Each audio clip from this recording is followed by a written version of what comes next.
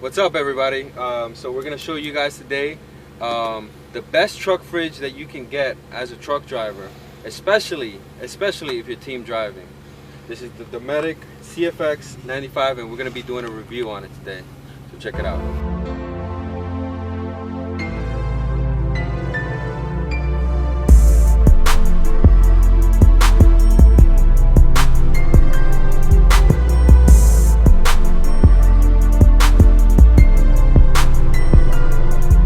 So what we got here is the Dometic CFX 95, and at a whopping price of $900, give or take, that you're gonna find. I bought this on Amazon. You're gonna see different color scheme, a gray and black one is which they have now, but I bought this about a year and a half ago, and I wanted to do this review earlier, but I wanted to make sure I used the product for a long time to make sure that I wanted to give a nice review on here. From a trucker's standpoint, using this in my sleeper in a Volvo 780. I did use this also on a Cascadia Freightliner, and it fits. It fits right in between the cabinets. This is great. You can store ice cream in here. You can put food, everything that you can think of. I got a pork loin on here, tons of perishables, and no matter how hot it is outside or how cold it is outside, this thing will keep your food to whatever degrees that you want. It's a split zone, and one of the things I like about it is that I can sit in the driver's seat and I can grab something from here, you know, while I'm driving down the road, or it's just really accessible for me. All right, and we're gonna get to it. And if you like this video, don't forget to mash the like button and to share this out to anybody that's having a dilemma that wants to have a truck fridge in here and wants to enjoy some ice cream. Check you guys later. Now this has two compartments. As you can see there, we'll zoom in on here. This is the full compartment and this is the partial compartment. I like to keep this partial compartment on the freezer because I don't use that much stuff to freeze, and then I use this as a regular refrigerator. You can adjust the temperature through here, and this is your set button and this is your on button. Right now we have this set to low power. So if we go to set, you see it, we can change the setting of the degrees in that zone. All right, so I'm gonna leave it at 32 set. Right now I have it set to 2 degrees, and we can go as low as minus 8 degrees. All right, so I'm gonna leave this at 2, and then you can have it set so it's Fahrenheit or Celsius. I'm gonna leave that there, and then you can see this is low. You could have that on high, or you could have it like on medium. So low, medium, or high. I just like to keep it low. I think times when you want to keep it on high is probably when you have it outside the truck where it's not in the climatized area, where you want it to be constantly turning on and maintaining the exact temperature. So anyways, we'll go back to the setting. We got timed out there, and it says off on. We'll set that. All right, and that it's the, I guess, the freezing button. All right. Alrighty, so those are the menus you can go through on here, and then obviously you got your power button. Hold it down and it shuts off. You hold it on. Oh, I wasn't pressing it. You hold it on and then it turns on. All right, and then it has a nice little locking lid. As you see, you can't really lift this up like this, but you have to click that up so that you can open this. And then it has a nice little seal all around, and I'll open both sides. All right, and you can see it says freestanding installation only, and these are your ratings. So the power rating is 7.5 amps at 12 volts or 0.9 amps at 120.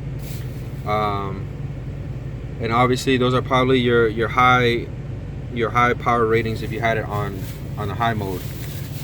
So we'll show you quickly. What I have here, we'll start with the freezer compartment. As you can see, I have a lot of ice cream in here, and I just have some water bottles and some meat and a tub of ice cream. There's plenty of space in here. You can put plenty of meat in here. This has been, you can put anything in here within 4 hours. It will get like a rock. I don't know if you guys can hear that, but it's pretty solid. I'll lift this up and you guys can see what we have underneath. And just so an idea of what you guys can store, I have a bag of some linguine, red potatoes, broccoli, these little steam fresh bags, and then some meatballs. And I still have plenty of space that I could put in here, another couple bags or so. This thing really does freeze. I don't know if you can see, we have ice already forming up on the walls. So this thing does a really good job freezing. All right, and it has a little light, so whenever it's dark, you can it illuminates this area. So without further ado, this does make ice cream really hard. I mean, you can see this ice cream, it's pretty hard, you know. And that's only at -2. If you wanted to go to -8, even more cold, I'm pretty sure it would do a crazier job freezing it. All right, then we'll show you what we have here. Of course, it has a light on this side as well. And this is the fridge zone that I keep. Just some simple things, you know, just to get a perspective of what stuff you can keep in here. I have a carton of eggs. You can get the plastic one, a plastic container, or you can get a regular container. It fits in there. You can see it doesn't go above this divider. You can take the divider on or out. It's not fixed. All right. I have a carton of juice, ketchup, some tea, you know, a couple packs of soda. I got a thing of meat, of pork, some lettuce, tomatoes. Tomatoes are here. All right, and then I have a milk container, juice container, another juice container, and then another thing of soda. And then when you have this open, this thing is going to start blinking on you. So that's another nifty idea, a nifty thing, because you possibly can leave this open and not realize it, and at least it be strobing, and you can easily close it. So I'm going to close it and open it back up so it can stay on. And there's some more juice in there. Right now it's not really filled up to the max like I usually have it. I haven't really went intensively shopping at Walmart, but you can pretty much see that you can put a lot of stuff in here, in these compartments, a lot of food, and still be good, you know, to last you on the road. And so we'll lift this whole compartment up just so I can show you the bottom of this thing. All right, so I lifted it up, and what we have here is a little drain plug, and you can if you wanted to wash this out and just spread water all over, you could drain it out right through there. I think it's a pretty neat feature. And this is just the container itself, and you guys can see in perspective of how much stuff you can store in here. I think you can store quite a bit on here. Like I said in this review, this is the best refrigerator you can get, especially if you're team driving. I got this myself when me and my brother were team driving, but even for a solo guy, I think this is a pretty nifty fridge. It might be too big, but I still like it. Now what we're gonna do, I'm gonna lift this up so that you guys can see around this fridge. All right, now that I have this lifted onto the bed, I'm gonna show you guys the handles. The handles are nice. They have this like quick release mechanism, so you let go, they lift up. They have bolts on here, so if you don't if yours can't fit in there, you can take these off and gain yourself an additional probably 3 inches, 4 inches if you take both sides off, because that's about, you know, 1.5 to 2 inches wide sticking out. So that's, you know, something else that you can look at. This is obviously where the motor is, and that's hence why the compartment on this side where I keep my freezer is going to be smaller because the motor is here. Okay, from time to time you might have to just clean this up to make sure the lint is off of here, and this takes either 120 or 12 volt, but I've been running this off the 12 volt off of here, and I've been having no problems. I tried 120 and I tried 12 volt. They both work fine.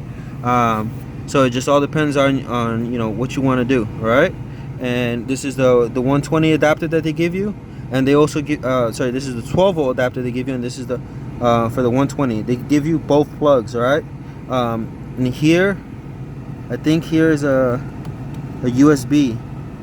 Yep, that's a USB that you can put on there to charge your phone or whatever if you have this outside, you know, if you're having a picnic or that sort of deal. You can always have a USB charging out of it. So I thought it was a pretty cool feature. Not sure what this feature does just yet. It says normal use or emergency override. So probably want to, if you kick that over, you probably could you know, bump up the juices on here so that it stays cool for as long as possible. On the other side is pretty self-explanatory. It just has just the lid here. All right. Another cool thing that I wanted to talk about was that these lids come off easy. So if you wanted to leave this open real quick to just put a lot of stuff, you literally just push this back and it pops off the hinges. All right, and you're not doing any damage.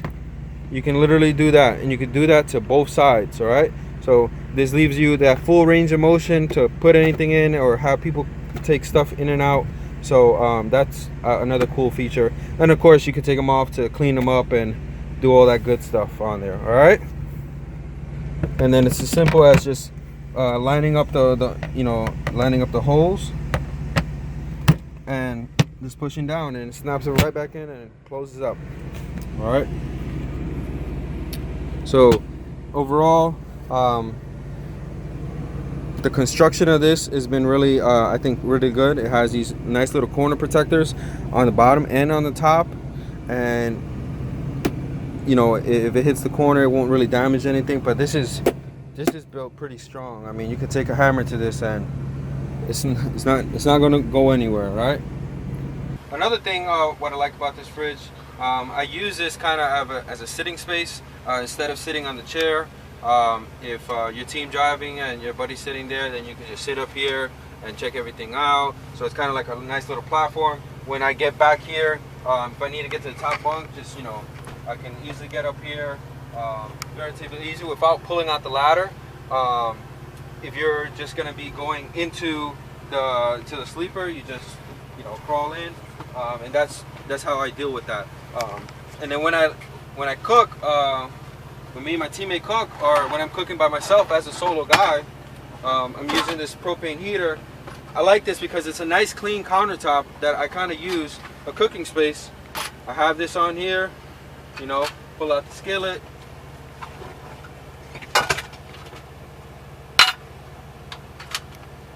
and we're good to go. So that's one of the great things I like about this. It's nice and easy to clean, and it's a good surface to prep on. That's a reason why I can justify it for being in the way. So you will possibly lose some you know, drawers, cabinets, the ones that are down here. I remember on the Cascadia I did have that issue, but you just take the faces off of the cabinets and then you can still use them as storage, like I'm using it here. If you enjoy the content, please hit the like and subscribe button.